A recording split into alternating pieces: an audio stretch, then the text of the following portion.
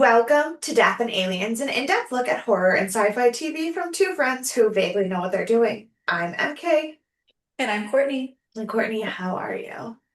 I'm sleepy. So I brought a show and tell instead of story time. It's okay. Um, that I didn't prep. So I do apologize. It's gonna be a second. It's all Um, right. I I got I have I a show and tell today sometimes too, so it's fine. I love that for us. Some is my sound okay? I moved my Yeah, your okay, sounds good. great. Um, I so I signed up for Universal Youngs like 17 years ago. Love And it. I pause it for like 7 months at a time or whatever. And then all of a sudden it comes back and I've forgotten to unpause it for a month. That's this month. So I've received my, oh, I shouldn't change my address, I guess. My Universal Youngs box. And it's from Taiwan. How exciting! Ooh. This is pretty exciting for Is this a you. live unboxing? Like you haven't This even is a looked live at. unboxing. Yeah, that's why I told you it was not prepared yet. Oh, Um, So let's see what snacks we have today that I will then eat on the podcast. Um, perfect. Crispy pea snacks. I've had these before. I love them. Which ones They're are like they? these are lemon pink salt. I haven't had lemon pink salt. I've had That pink sounds salt, but delicious, not lemon though. ones. That sounds They delicious. sound delicious. Yeah. I have wheat soy cracker cheesy mix that looks like, kind of a Cheez-It. Yeah, Seems probably. like kind of a Cheez-It. I'm sure that's perfect. I have taro cookies. I've never had these, and I've heard someone. Is it taro or taro? How do you say it? I say taro, Okay. but Oatmeal I, to oil be fair, crush. don't know.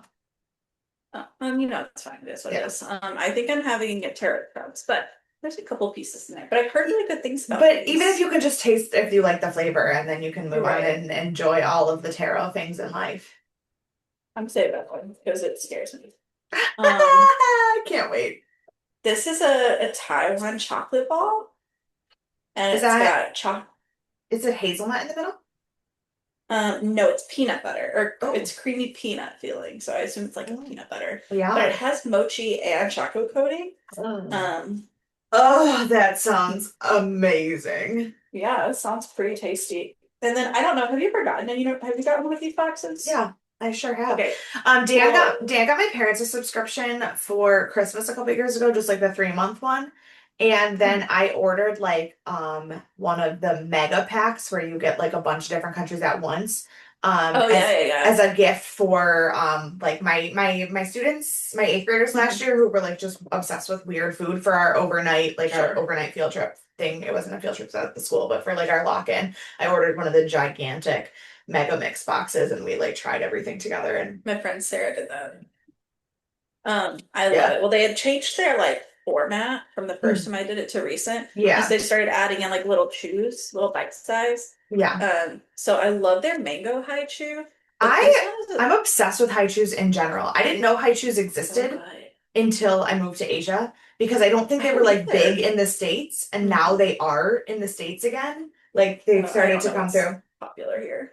Well, Um, they've started to come through. I've only ever seen them at 7-Eleven though, which also makes sense because we that's don't where have those here yet. which is I mean, I'm sure we have one somewhere, but they're not yeah. like popular Yeah. here It like they also are makes here. sense though because 7-Eleven is also where I got them in Thailand. That Um, tricks. yeah. But no, I love high chews. All of the Well, flavors. Doesn't matter. I've I'll take only them all. had mango, Mm, and I'm obsessed with them. But these are red apple and strawberry, and I think I'm gonna be obsessed with these. These sound mhm. really good.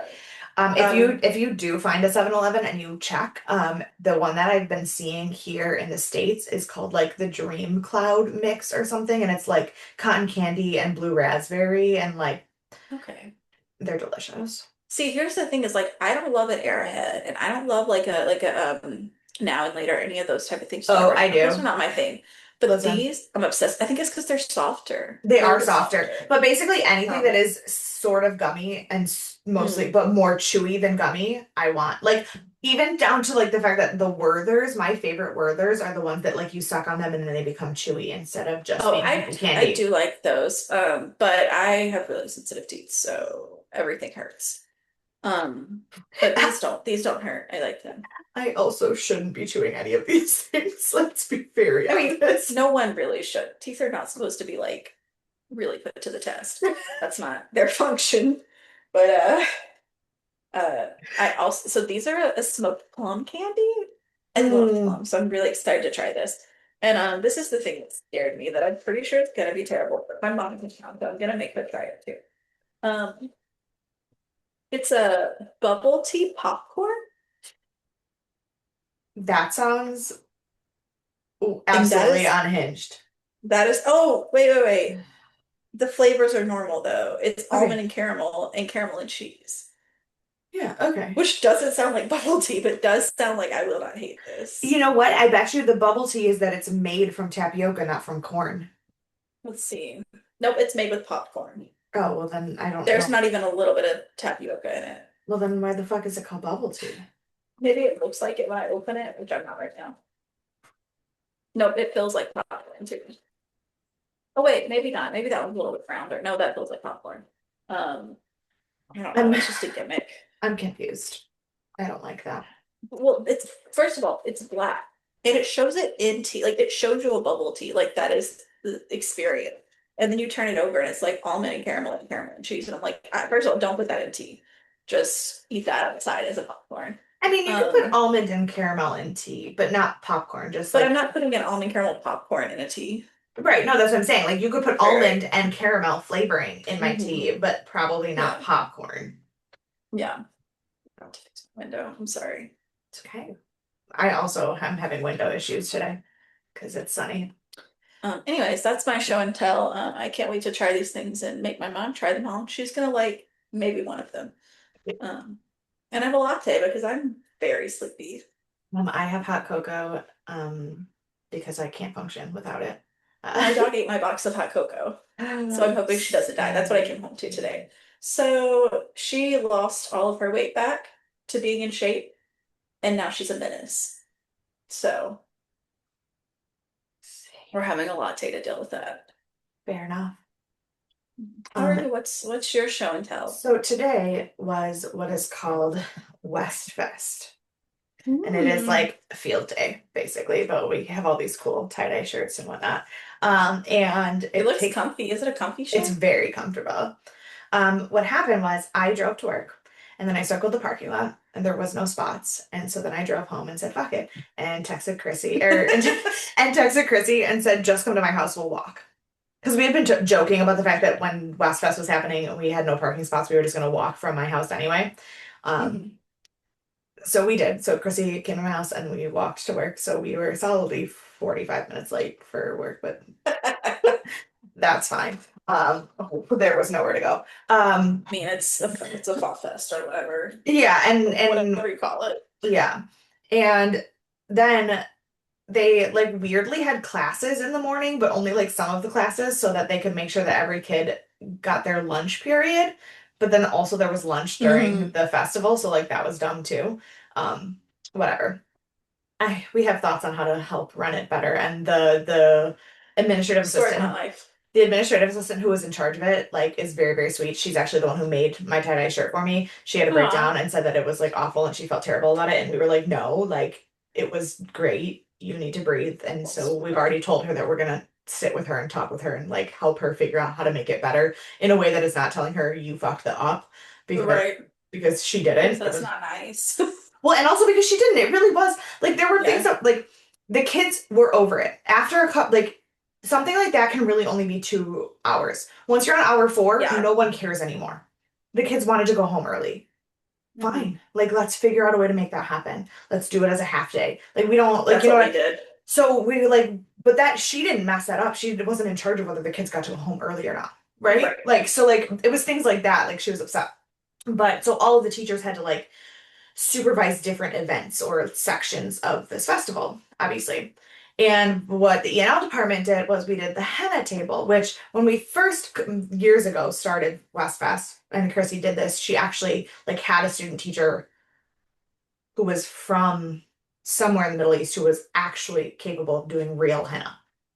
Mhm. And then they started and they were doing henna, but henna is really hard to do when it's hot. Oh And yeah, I can and imagine.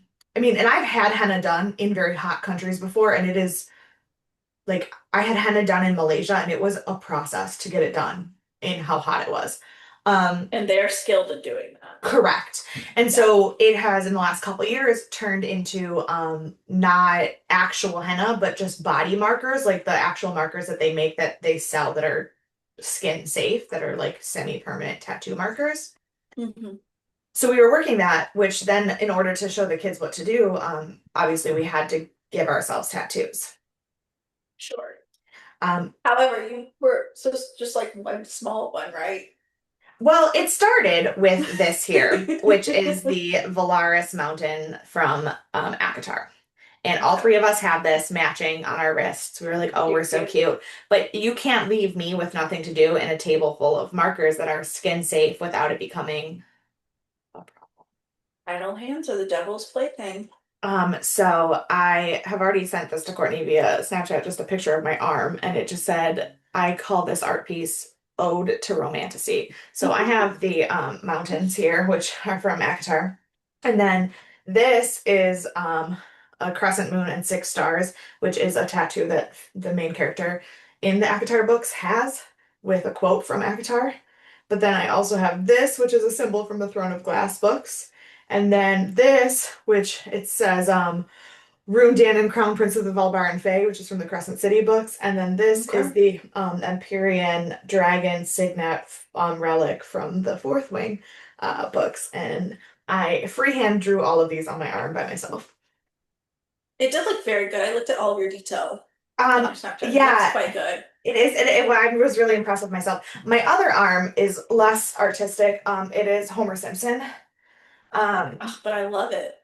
Gerald, my student from St. Your Andrews, who was my favorite. favorite, yeah, he Mm-hmm. drew that. Aw. So yeah, which he used to draw this on paper and like hide the papers in my classroom or on my chalkboard, just like everywhere. It would be like, oh, found another Homer. And then he ran into me at Westfest, and I had a marker in my hand, and now there's a Homer on my arm. So Uh, how long do these things last? Are they like henna length or are they like they should be within the week. oh okay. Okay. I didn't realize how permanent they were until I messed up on the moon and tried to erase it to fix it. And fun fact, that was not an option. That's my I understanding. mean, to be fair, so this one is in the sweaty part of my elbow and it's already starting to fade because of the sweat, Mm, like this right in yeah. the middle part. So I'm guessing that like it'll only be like two or three washes before it's gone. Um, but yeah, so I came It's home. gone before your honeymoon. That's really all that matters. Oh, absolutely. Yeah. So I came home and there was just marker all over my arms, and Dan was like, what is going on? So I told him the whole story and I go, yeah, so I just got paid all day to color on myself. And he goes, I'm really glad that that's what my tax dollars pay for. I love that for you. And they're not my tax dollars, so I can say that. Yeah. But yeah, so that was my day. It was the last full day of school, the last day that I had to be there at 7:30 in the morning, and all I did was tattoo Woo-hoo. myself. All I did was tattoo myself all day. I love that for you. I love that for you. Best Yeah. day ever. Yeah. So since today is the best day ever. Oh, and I walked to and from work, so I tattooed myself and got a mile walk in. And you exercised. Oh my Yeah. gosh, you are, oh, you're healthy. You're a brand new person. I'm a brand new person. I also actually really want like a romantic tattoo sleeve now. It's really cute. Not one that looks as Well, tacky and sure, colorful as me marker drawing on my arm, but sure. I'm thinking about it. Yeah, yeah, yeah, yeah. Um, A little more planned a out, little more maybe. planned out. And with someone who is not trying to draw a freehand dragon on the inside of their elbow with one hand. Uh, That's probably best. That's probably the best. yeah. But since today is the best day ever, how can you make it even more exciting for me? I got you. I got you. Happiness is when what you think, what you say, and what you do are in harmony. Muhammad Gandhi. I love that. And today we're going to talk about one of my favorite things in the world, and that is Stargate Atlantis. And I'm going to be really honest. It's been a very long time since I rewatched it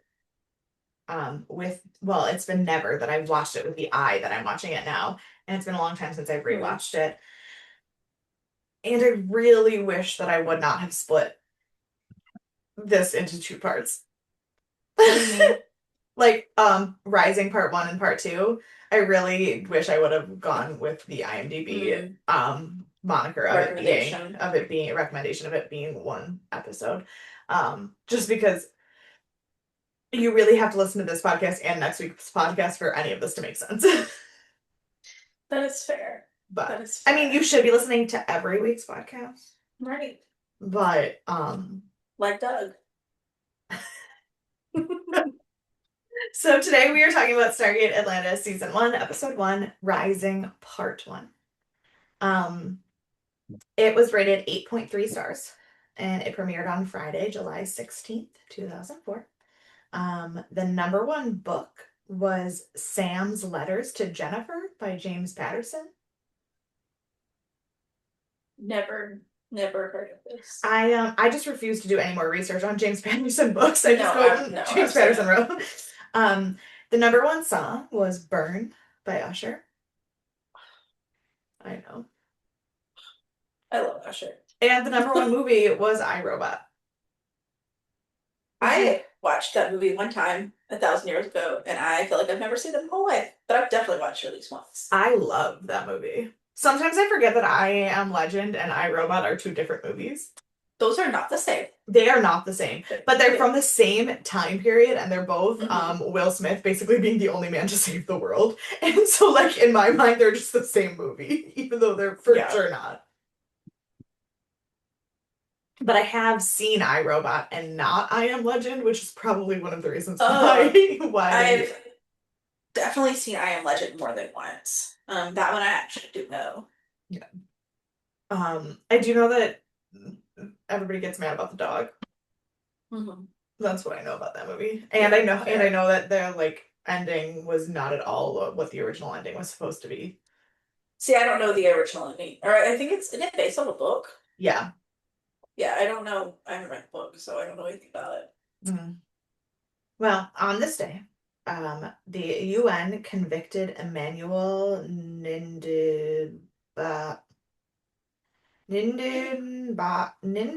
Nindindagbehazi, Yeah, sure who did. was the main conspirator behind the Rwandan genocide. Hmm. Um, Also being convicted that day, Martha Stewart was sentenced to federal prison Yes, Martha. because those are the same thing. They Um, absolutely are.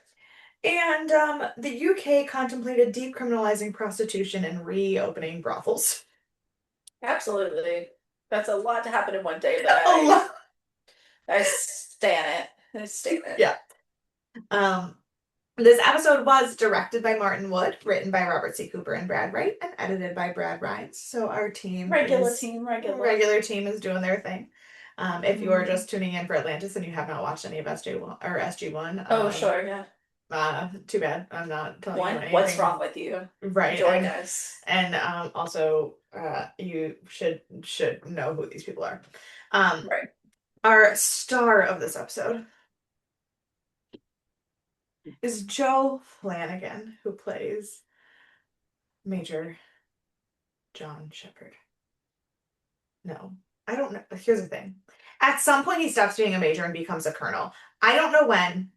I know it happens. Don't remember I think when. he was a colonel in this one, right? No, here's the thing. He's credited. If you paused it and the IMDb credit comes up, it Mm. says colonel. He is called major for the entire episode. Mm. So obviously, his character is called lieutenant colonel, which means he gets promoted at some point. Don't know when. But it's very confusing because it is listed as both for this episode. Interesting. Yeah. But he is one of the most fascinating people in the entire world. He did not start off as an actor. He started his career working as an advance man in the White House for George Bush, where he was fired. Cannot figure out why. Don't know what he did, but he got straight up fired from the White House. Um, he was married to another actress named Catherine Kuzi. They have three kids together.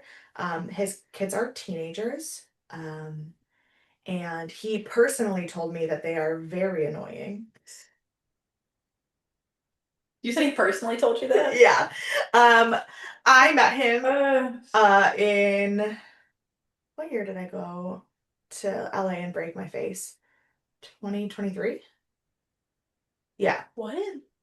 When I fell in LA with my dad and broke my face. Oh, right. I was like, that was I think it's 2023, right? 23. It had to have been. It was, yeah, it was February of 2023. Because February of 2022, I was in New York with you. Oh, you were with me. Yeah. Yeah, So so it that was makes February of sense. 2023. So February of 2023. So I met him in LA and I was waiting for like his autograph and he was on the phone while when I was up in line and he didn't have a very long line. So I was basically just like hanging out at his table and he just got off the phone and he apologized to me and he was like, I'm sure you don't know yet. You look too young. But when your kids are teenagers, they're going to be the worst people in the entire world. Don't have sons. I was like, okay, I'll try my I'll best. try my best. Um, It's so funny. he's very funny. He is also fluent in French, which he learned when he just randomly studied abroad in the Sorbonne in Paris, I love like that. I not love like a that for small him. school. He's also won multiple prize skiing competitions. And because it was in the trivia for this episode, but it's more about him as a person. They didn't let him because of safety and insurance reasons, but he is fully trained and capable of flying the helicopter that he flew in the beginning of this episode, but they didn't let him. All of those scenes were done in a studio. However, he is actually certified to fly that helicopter. I mean, that is for the best because there's a lot of logistics that go into Right. flying an actual But yeah, helicopter. so he like is a prize skier, worked at the White House, can fly military helicopters for I don't know what reason, is fluent in French, and is also just like absolutely the most normal dad ever. That is so wild. I love And him. I I love love him a him. lot, though. I'm a big fan already. I love him. There's the character that I keep saying is my favorite character who's not on the show yet. Mhm. Dan today goes, "Who would you pick? Him or John?" And I go, "What is wrong with you?" He goes, "You have to pick one." I go, "No, I don't." Tell him you'll just trade him for the other one. I was like, have you read Reverse Harem? Yes, that sounds like Dan's book. That sounds like right exactly what I would expect for him to read. Yeah. So, oh no. So we start the episode several million years ago with Ayana, who was the woman from the Antarctica episode that was frozen that Jonas found. Um, I I missed that. yeah, so that scene, it was Ayana and another man there, Hmm. and the city was basically fleeing the Antarctic outpost. Ayana did not want to Right. go, hence why we then find her in the ice I see. millions of I years saw that later. scene. Hmm. I did not. Did they give me a flashback to that or anything to remind me, or No, did they just want me to know that no. that's who she They was? Okay. just they just gave you so here's the thing. That scene was basically we can't exactly explain everything because we'll get into it when we get into trivia, but there are some logistical legal issues with this show and what they could and couldn't use from Licensing. SG licensing from Sure. SG1. Mhm. Um, which like I said, I want to talk about it when we get to trivia because I find some Mhm. of it very fascinating and I don't fully understand it. I But got some you. um well, I don't understand their explanations for it and what they said. So maybe yeah. I'll re-explain that for you Um probably. So, so there was things that they could and couldn't say. So they used Ayana, they used the character, they explained why there even was this Antarctic outpost, but they didn't do it Hmm. in words. So either you knew what was going on, or that was just a way of saying this city used to be here and now it's not. Like, and that's um. But then we flash to today, and we are at the Antarctic outpost. It's up and running. Dr. Weir is leading it. We see Dr. Rodney McKay. Um, And He already is less annoying than he was in SG1. Like, yeah, it was like, yeah. I mean, he will have his moments. Don't worry. He will have I his mean, moments. I'm sure. I'm But sure. yes. And then we also meet Dr. Carson Beckett, who I'm just going to warn you right now, we are not going to talk about in terms of actors because we already have. Okay. Because Dr. Beckett is a new character, but the actor Paul McGillian played um, Ernest in the flashbacks from Torment on Tantalus. I need more information than that. Catherine's fiance Ernest Thank you. Yes. Yes. in the 1940s scenes when Hmm. he was like when they were on the base in SGC, that actor who played young Ernest is the same actor, different character.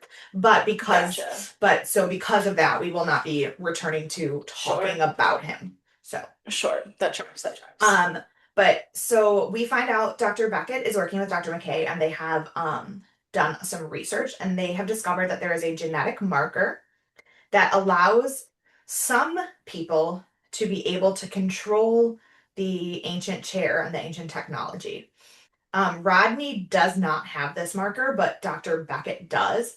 However, Dr. Beckett is afraid of everything. Yeah. Rodney's super upset Ro- about it. Rodney wants so badly to be the one with the gene. He wants to fix everything. He wants the glory, and he does not have it.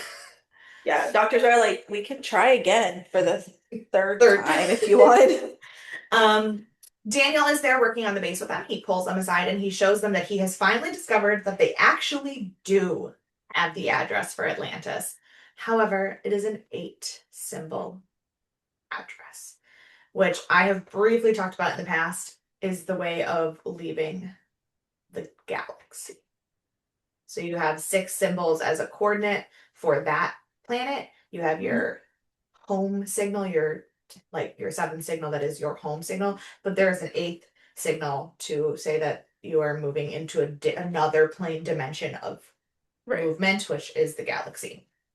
Which And we've then talked about briefly before. yeah, and then I wrote credits question mark.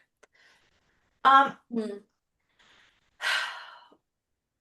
One of the problems with this episode having been a half and then a not a half and then a half and then a not a half is that the copy of it that is on Amazon is not the Blu-ray HD DVD copy of it.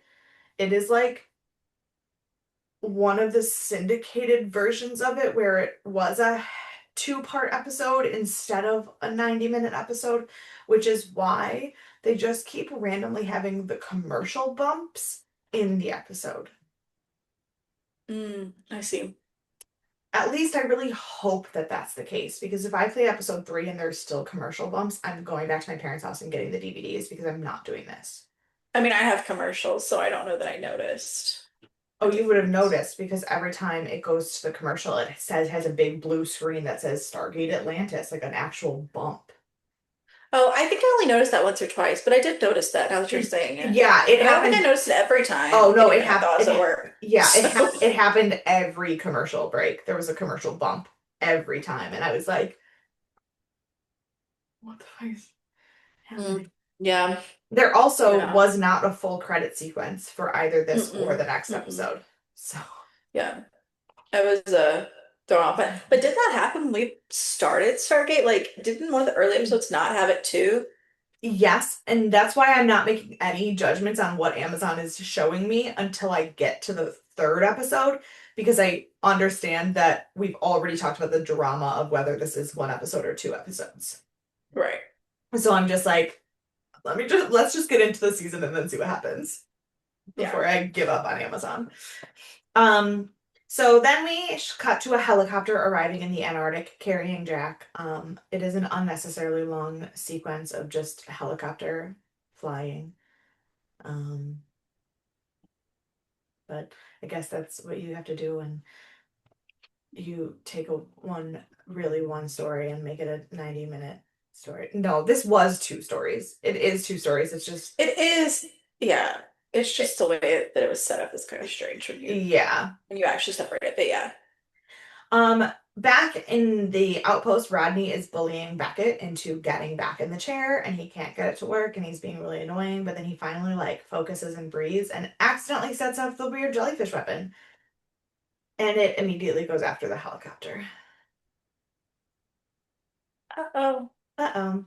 So then Jack and our helicopter pilot, who we do not know his name at this time, but it is John, land just in time, and Carson gets the uh, jellyfish. I'm just gonna always call it a jellyfish. I have no idea what it actually is I'm called. in. That's fine. But he turns the jellyfish off.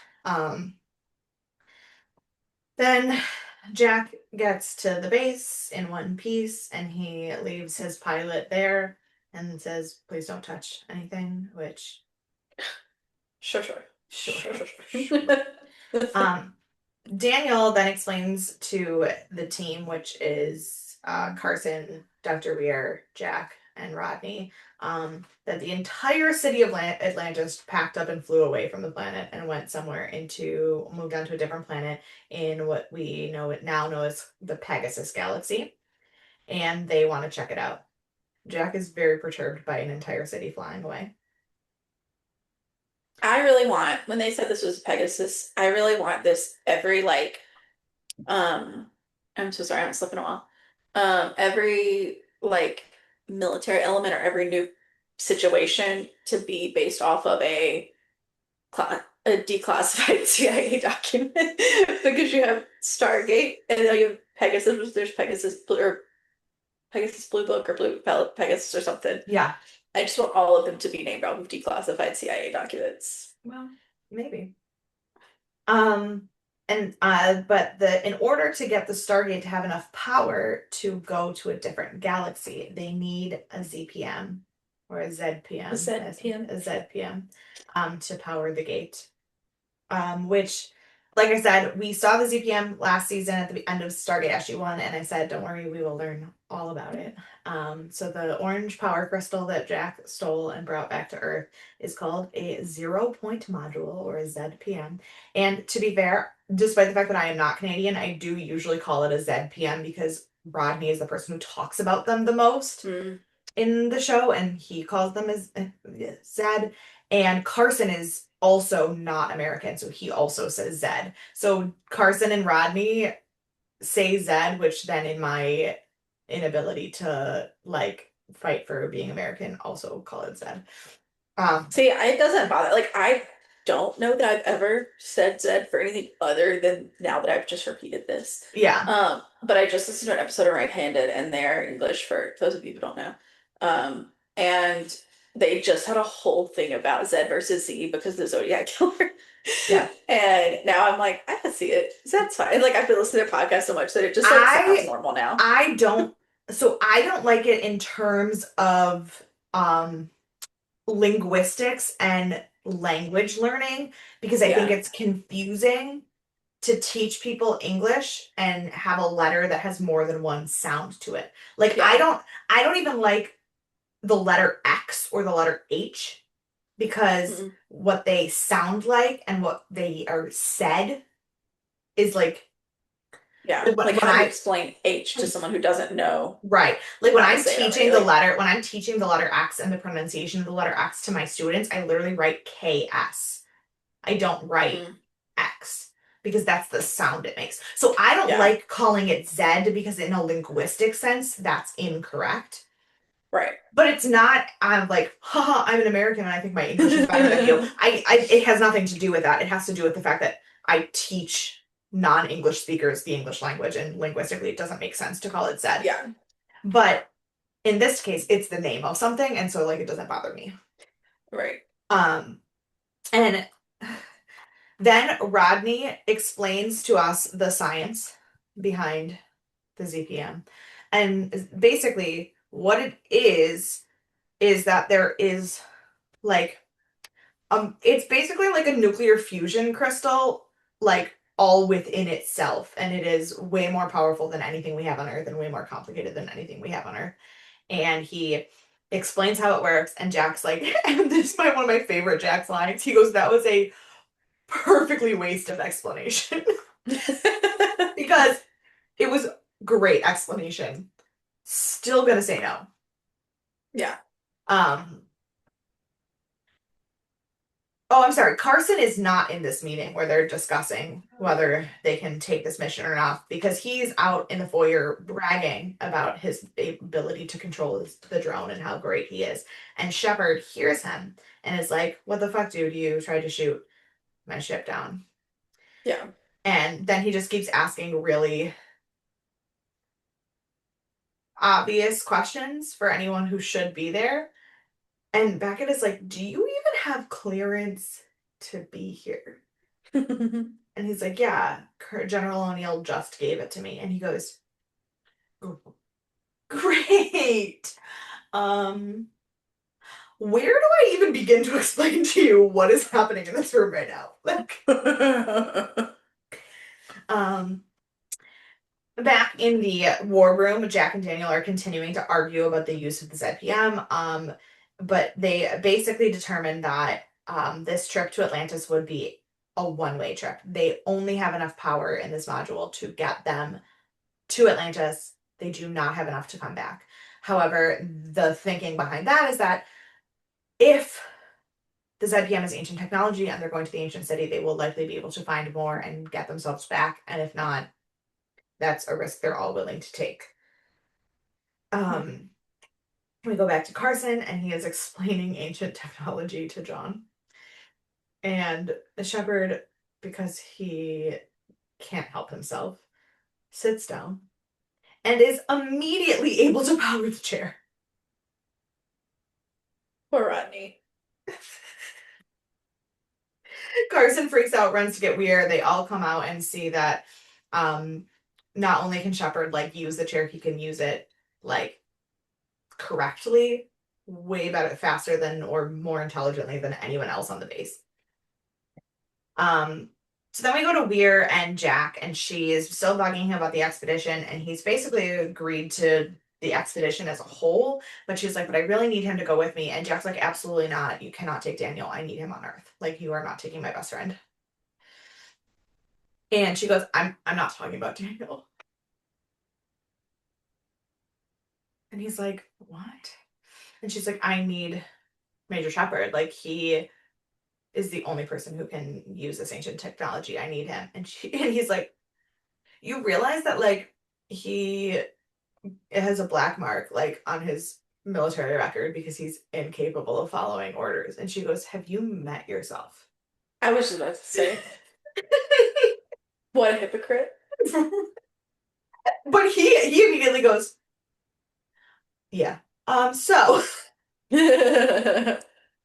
he's not going to deny it. He knows who he is." No, Oh, my note just says Jack is like he's terrible with authority, and Weir says pot kettle black. 100%. So, Checkmate. so they all go to the SGC to get this thing started. They are ready to head to the Pegasus Galaxy.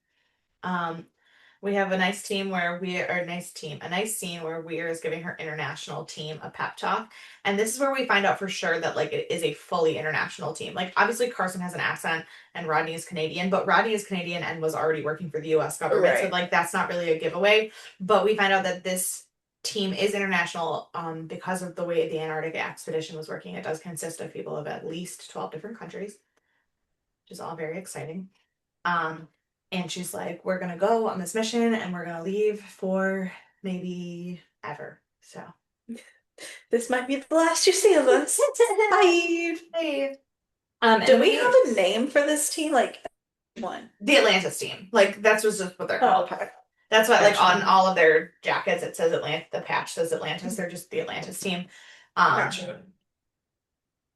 there's a running theme in the show of naming things and whether they are named correctly or not. Like um there is a colonel who is the ranking military officer on the team who's helping Weir. We do not learn his name until honestly, maybe like the second episode. Like I really don't think I we think it was. But haven't um we met him before? I don't remember.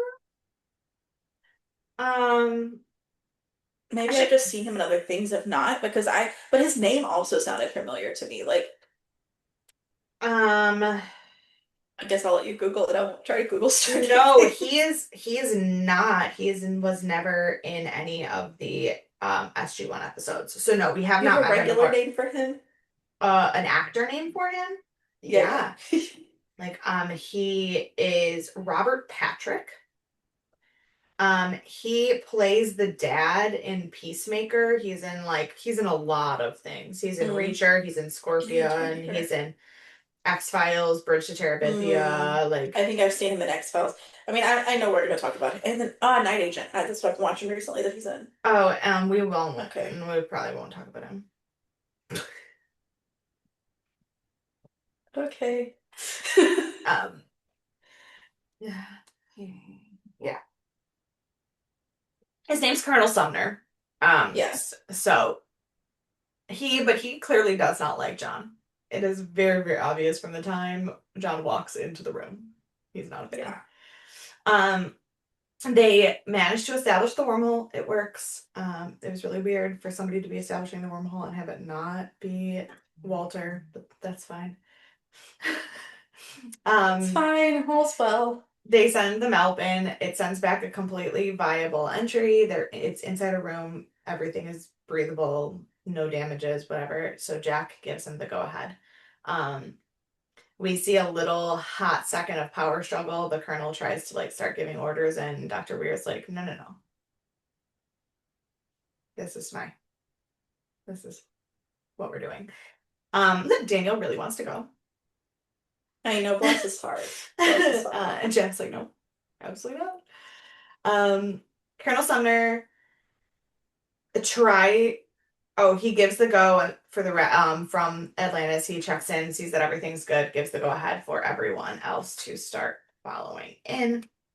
Um, but when they arrive in Atlantis, as they start walking through the city, things just start activating automatically. The city like comes alive because they're there. Um, which is great. Eh. They cut power to the gate, and right as they cut off their last ties to Earth, Jack rolls them a bottle of champagne. A very, very large bottle of champagne. Look, if you might be there for the rest of your life. Which, as they were unloading in the gate room, that's what Dan said. He goes, I still don't think that's enough stuff. No, I mean, no, but like, also, here's the thing. You don't know how long you're going to be there. Yeah. And if you are there, you don't know how long you're going to Uh-huh. survive being there. And so it's Right. like, does it matter if I bring all the things I need? I'm probably going to die if I don't make it back in a couple days. So, like, Right. it's fine. Um, so they continue to explore and get established. They find spaceships and they find the control room for the gate. Um, and as they're going through, the next big discovery that they make is that the entire city is underwater. Which is very exciting. I Very would love exciting. that. That's my favorite thing at the aquarium is when you go under it. So, um, Carson finds a hologram that describes the city and its history, which basically we learn from this hologram that the ancients came here, everything was going fine. Then a nemesis, a bad guy, emerged that was too powerful for even the ancients, and most of them died, but a few survivors did go to Earth and hide out as humans and live the rest of the time in Earth or on Earth, which explains some of the leaking of the mythos of the ancients into our Earth mythology, and also the leaking of the genes and the genetic markers into did the our. ancients have like names? I'm trying to remember, like, or they just like, these are the ancients. Here's Bob. Like, they don't have like Greek names or The anything, do they? no, no, no, no. Okay. The only ancient that we've known that we've met by name so far is Oma. Right. So Right. no, yeah, they're just the ancients. We don't know, or Inayana, but those are just like names. Like they're not. Right. That's what I'm saying. Like, I thought they were just like names. They're not like, Yeah, they're not like gods. They're not mythological yeah. creatures. But then they have to stop watching the hologram because the power levels in the city are plummeting. Uh, Oh. Rodney does some look into things, and we discover that the city is powered by three ZPMs, two of which are already dead. So they're just working on one, and it is not doing so hot. When the third dies, the city's shields will be kaput, and then they will all flood underwater and die. Yeah. Um, they do not have enough power to get home, but they do have enough power to dial out within the galaxy. And they do have access to the ancient database, so they have access to some of the planets that are in the Pegasus galaxy. So Sumner and his team, plus Shepard, because Weir throws him in there also, head out into this planet. Um, Rodney dials out and they send them out. They head through, everything's safe, but it is pitch black. And as they're walking through this pitch black planet, they stumble on some kids and a man named Halling. Again, this Stargate SG1 has some really good dialogue. There's some very snarky one-liners. Atlantis, every character is just an asshole. Like they just I say love it. I um, can't wait. so like Holling introduces himself and he just says Holling. And John goes, I don't know what that's supposed to mean. I was like, that's clearly a name, which is basically also what Sumner said. Yeah, he's like, it's a fucking name, dude. Like, Yeah. what are we doing? Um, so Holling is like, okay, like if you guys are traders, let me take you to the village. Taylor would like to meet you. As they're walking to the village, the kids who they found in the woods are asking John about his night vision goggles. And so he asks them about the mask that they were wearing. And they're like, well, it's a wraith. And he was like, what is a wraith? And they're like, what? What do you mean? What is a wraith? Everybody knows what a wraith is. Which, to be fair, people do know what rates are. Like, that's like, it's lore here, Yeah. obviously. But like, we've heard of rates, right? Like, Yeah, but so the mythologically, what is a wraith? it's Like a ghost, right? yeah. But it's like, I mean, there's more to it. It's a little bit more So this uh the dictionary like says a ghost or ghost-like image of someone, especially mhm, one seen shortly before or after their death. It's right. used in reference to a pale, thin, or insubstantial person or thing, like a wisp or Hmm. a feint of something. In Greek mythology, they were the spirits that never made it to the underworld. So they're basically like Oh, right. the Yeah. original ghosts, like things that could Yeah. got stuck in this. So like, Like we know about it. If they're wearing masks, like you could think they're like Halloween masks. You don't have to think they're real things. Like children would say that even if right. they were just so I don't know. It just seems strange that he'd never heard of her before. I understand he's never heard of these creatures that we are now about to experience, but like Yeah. I Yeah. don't know. Could have had a quip about ghosts in there, but he didn't have. Yeah. No, he just made Star Wars jokes instead. Yeah. Yeah. But so Holling brings them to meet Taylor, and she's not a fan of strangers. Um, to be fair, she has very valid reasons to not be a fan of strangers. Um, 100%. but Shepard smooth talks his way into her thinking he is charming. He starts talking about his. I was like, is he our new Daniel? Is he gonna start dating every woman we find in every place? Your face does not say no. My face does not say no.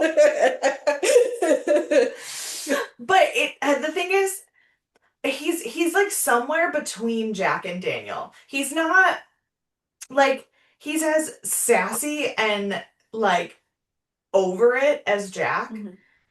but Oh, he's I just go with the dating women oh, people I mean, part. but Jack also did that where he would just like say But like really only a off. couple though. But the thing is, it's because Yeah. Jack would say like really offhanded, like unhinged things, and sometimes women would be like, please.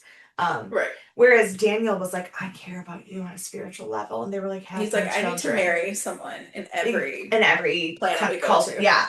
So And it's kind of it's more somewhere in between the two. It's not, gotcha. but Gotcha. he's like, let's be friends. I like driving fast things, and she's Ferris like, wheels. and Ferris wheels and anything. Yeah, he's like Ferris wheels. And what was the other one? It's Ferris wheels something and anything that goes over Football, 200. college football. Ferris wheels college football and anything that goes over 200 miles per hour. Hmm. Um, Me too. So Same. Well, I don't like Ferris wheels. I don't either, And I don't actually. really like to go fast either, but I do like college football. I was gonna say I don't love Ferris wheels and I prefer professional football to college football. Um, I mean, I do prefer professional, but I like both. right. But I do like anything that goes fast. I love going fast. I don't want to get too nervous. Uh, um, and then she's like, every morning we have tea, and he's like, I also love tea. Now you know another thing about me. And I'm like, I don't know how we didn't get a beer joke out of this because she called it stout tea. And I'm like, how does not one person be like, we have a stout in the morning? I'm in. yeah, Like, well, I have because some writing, I have some edits to make. okay, Yeah. I don't know. I liked John being like, I love tea, because I was like, me too. Well, I like that too, but somebody else could have made the joke about beer, and then he could have been like, I like tea. Yeah, Now you but know something else about me. Sumner doesn't joke, and Ford is not clever enough. Ford could get there. Ford could I get believe there. in him. Um, so then they're looking around, they find the remains of an actual city near the village. And Sumner tells Taylor that they need to go to the old city of the ancestors. And once again, it comes up that they would be safer somewhere that they had never heard of the Wraiths. It becomes like a recurring thing that this is a problem that they don't know who the Wraiths are. Hmm. But Sumner leaves Shepard alone with Taylor while he goes to the old city, and Taylor trusts John more than she does anyone else there, and was like, "I need to show you something." Um, Back at Atlantis, the city is getting worse, and Rodney has determined that they are going to have to abandon it. There's no other way that they can make this work. Um, but Taylor takes John to this old temple, and he finds an old necklace of hers, and they have like a moment in the temple because, of course, they do. Um, and she shows him the cave drawings inside the temple and tells him that the Wraith basically leave them alone purely to gather up enough people so that they can come back and cull them. And like once every 5 generations, they wipe out like entire cities. Um, and that it just keeps happening over and over and over again. And she also says something offhand, like the way she says it is just kind of like casual, but it is an important detail to like note. She says that some of them can sense when the Wraith are coming. That will continue to be important about who can and cannot sense that. I mean, that makes Um, sense. With the regular legend, there are people who are more spiritually open. I can't wait for this. I'm yeah. gonna deep dive into this ghosty world. Okay. Um, I said something about how the Wraith are my favorite villain in all of Stargate and how I think they're sexy. And Dan was like, you literally just looked at me and dead face was like, you're psychotic. And I was like, this is not new. First of all, we do see them eventually, and they do kind of like look like your type. Like, Right? I'm not saying MGK wouldn't look like that. Thank Like, you. not Thank you. shocked. I mean, sure, you should love a villain, but everyone does. And Right. also, like, you're literally reading Romantasy every day of your life. Like, what does he think you're looking at? Like, what does he think? This is exactly what you would picture in one of those books for one of these creatures. Yeah. I don't know. He doesn't get it. I don't know. Like he's like, but they're psycho. He said they're psychotic. I said, yeah. Again, I don't understand. And then I just started naming some of like the Wraith characters like that we'll meet later, and he goes, no, I know who they are. And I go, so Because you he's seen get Atlantis, but hadn't seen Star SG1, right. right? And Okay. yeah, and I go, and he goes, no, I know. And I go, and you don't feel that they're sexy? And he goes, no. I was like, okay, I guess. Uh, Um, was it? Um, but so as this happens, the gate activates and 3 Wraith ships fly in, and then we get a to be continued. Dun, dun, dun. So yeah, how you feeling so far? What are you I thinking? mean, I like it. I like the characters. I think the dialogue's been good for SG1 so far. Simply because I have jokes I would have included that they didn't. But we'll see. It's episode 1. We have room to grow. Um, I like Ford and I like what's his Shepard? name? Shepherd. I Shepard, like yeah. Shepherd, yeah. Yeah. I like the people we've met, even when they're like Sumner's a little like grumpy, but Yeah. like I like him too. I don't dislike him. Right. Um, so so that feels a little different from when we started SG1. There were definitely people I was like, I don't like most of these people today. Um, Yeah. so that was different. No, I was I like our team in this show. yeah, I mean I like them so far. I was surprised to see Jack in the first episode. I think here's the thing. Daniel was like, I'm gonna leave this show. And then he was like, wait a minute. I'm gonna just take over the entire franchise. And so like I expected to see Daniel throughout this series. So his presence didn't like So that is actually what I want to talk about in terms of the things that okay. that I have my trivia slash questions about Okay. licensing. So the original intention of the script was for all four of our Hmm. main characters to be in this as a transition. Yeah. However, what it was said, I'm trying to figure out how the way that it was worded was confusing to me because the team is the same. So they basically said that Sam and Teal'c were written for SG1. Hmm. And by including them in this show, they would basically be using the producers of SG1. They would have to be paying them because they would be the show's future outcome would be profiting off of their characters. But Jack and Daniel were not written for the show. They were written Hmm. for the movie, and they have already paid for the rights of the movie to be what they base everything off of. So Right. they are completely license free to be in this show. Hmm. Jack and Sam, or I'm sorry, Sam and So Teal it's yeah. and Harriman and like all of Hmm. our like they are not. Right. However, the reason that that is confusing to me is because it's the same executive producing team. So they're saying they can't pay themselves to use their own characters, and that's what I find confusing about it.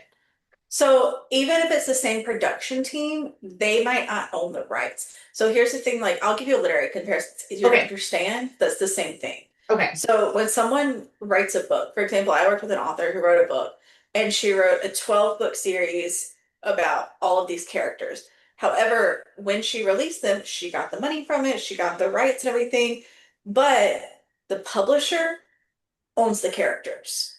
And so that's part of the deal when it comes to like licensing the rights. Sometimes they own pieces of it. And so they own the characters, which means if you want to, even if they're your characters you created in the license deal, you might get reversion rights of, say, your places, your book titles, stuff like that. But the characters themselves will always remain with the publisher if that's the license. And that is a common license up until probably the last 5 years. Like people are just now starting to find that. okay, And so the characters remain by whoever bought the rights to license it, usually because they also bought the rights to the characters. So like my author that I worked with can never write a book about those characters again, even though she created them, unless she pays for a license from the company. okay, And so this production team may have created these characters, but because they created them under a production agreement for the company or for whoever owns the rights to it, and it could be an investor, it may not even be like the company, but whoever owns those rights owns the characters and they would have to get a license from them, even though they created them and theoretically would own them. Does that make sense? yes. Um, okay, sorry. I was trying to read the actual wording of the interview clip and then realized that the that the interview clip was not with one of the producers. So the person who was saying this didn't fully understand it either because this is Hmm. Amanda Tapping did this interview and Okay. she said Carter and Teal'c are not going to be in the season premiere of Atlantis, and that I think has to do with the legalities of the fact that our characters were created specifically for Stargate Yeah. SG1, and to carry us over into Atlantis would mean I think would mean bankrolling one of the creators, because our characters would help establish Atlantis. Rick and Michael, however, their characters were already in the movie, so from what I understand, Chris and I will be in Atlantis later on, but we can't be in the show when it actually launches because Right. because the same and that's because the same producers own all of it, the same TV station, the Hmm. same executive producer company, they already own all of it.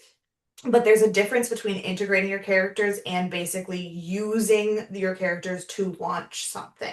Like, Right. Well, it also could be, well, because there's licensing rights that go along with it. It could be like the creators might not be the production team. Maybe Bob created this character and he has the rights if we do yes, and I that. know that that And is like so, true. Like, yeah, there's a single person owns the Daleks. Like BBC, like they don't yeah, own it. One person owns the right. Daleks, and so like I know that. But it was interesting because it the way that, and then like when I was reading more into it, it has to do with specifically with like basically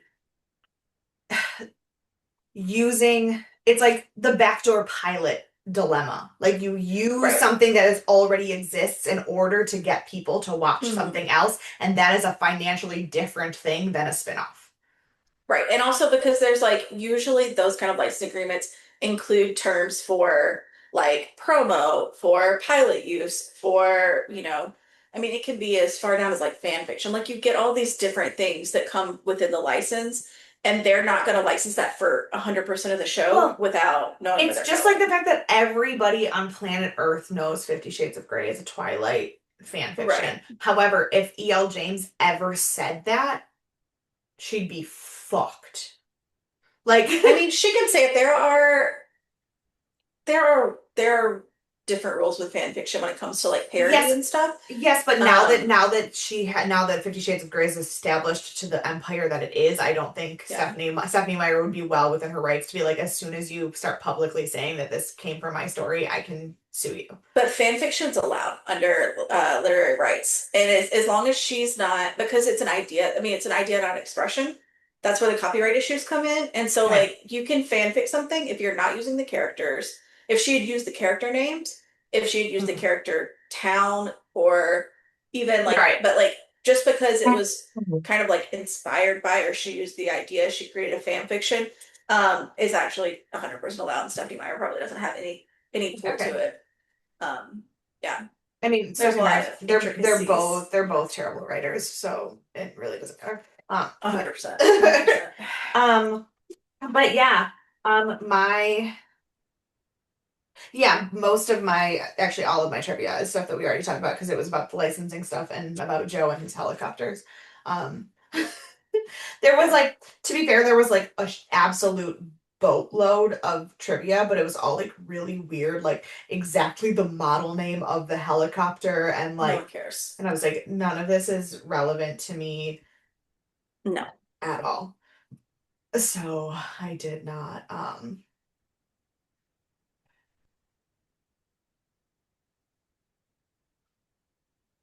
Yeah, no. I mean, I really liked it though, but I was surprised. So I guess going back to what I was surprised about, like not necessarily that the others weren't in it, but I thought that because I assumed because Jack was stepping away from SG-1, that Mhm. he would have not even stepped into Atlantis. I mean, it makes sense for just transitioning purposes, but I just didn't anticipate him being involved in the project at all, I guess. Right. Other than maybe from like a producing standpoint. So that was what I was more surprised about. Because I kind of think I know even though Well, like they interestingly, couldn't. he is the only person on the executive producing team that is not on the executive producing team for this show.